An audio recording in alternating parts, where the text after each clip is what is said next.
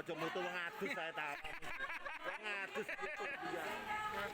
Prayan dawa pirang-pirang dino iki diwedeni iso nggarakno klaster nyar COVID-19. Tapi ini sampai saiki dorong ono repotan nduk Satgas Covid Jatim, onoe klaster nyar tekan Prayan dawa wingi. Kabeh kondisine wis aman, polahe warga akeh sing wis disiplin protokol kesehatan, gelem gawe masker, jaga jarak ambek weso tangan utawa nggawa hand sanitizer dhewe. Lah sing kudu waspada yaiku klaster pilkada bareng. Polahe iku protokol kesehatan kudu tetep ketat dilakokno.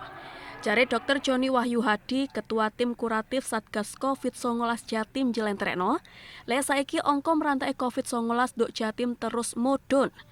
Iki polahe upaya masif sing dilakokno ambek Forkopimda sing gelek ngadakno operasi justisi protokol kesehatan. Ambek warga sing wis sadar ambek protokol kesehatan. Sampai saiki jumlah pasien positif COVID-19 akene 2.202 nduk Jatim. Sing waras jumlahe 147.000 wong. Lah kasus sing positif kumulatif akene total 53.002 wong. Lah sing mati akene 3.799 wong. Ayul Andim, CTV.